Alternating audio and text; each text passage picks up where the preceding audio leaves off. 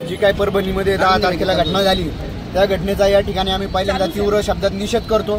खरं तर विधानसभेची निवडणूक आणि लोकसभेची निवडणूक होऊन काही महिने किंवा काही दिवस उलटत नाही आणि तोच संविधानावर घाला घातला जातो। म्हणजे याचा अर्थ आधीच जनसामान्यांमध्ये जी ईव्हीएम बद्दल जी काही शंका आहे ती शंका लोकांच्या मनामध्ये असताना दुसऱ्या बाजूला काही दिवस पलटत नाही तोपर्यंत संविधानावर अशी जर हल्ले होत असेल तर याचा अर्थ निश्चितप्रमाणे या देशातून लोकशाही ही संपत चाललेली आहे आणि हुकुमशाही या देशामध्ये नव्याने सुरू होती की काय अशी शंका या ठिकाणी आमच्या मनामध्ये आलेली आहे। आणि या ठिकाणी जर संबंधित समाजकंटकांवर जर कारवाई केलेली नाही तर या पेक्षाही भयंकर आंदोलन या ठिकाणी होणार आहे।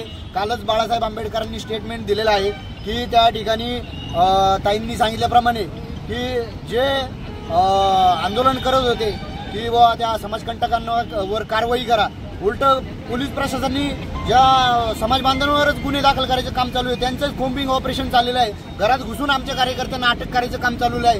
ही या ठिकाणी मोगलाई माजलेली आहे काय, ही हुकुमशाहीकडे वाटचाल चालू आहे काय? जर असेच प्रकार चाललेले असतील तर आम्ही पण काही शांत बसणार नाही।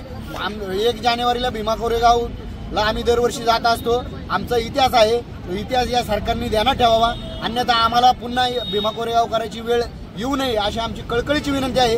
अन्यथा आम्ही देखील या ठिकाणी कोणत्याही प्रकारच्या प्रशासनाला घाबरणार नाही आणि जशाच तसे उत्तर द्यायला आम्ही त्या ठिकाणी समर्थ आहोत।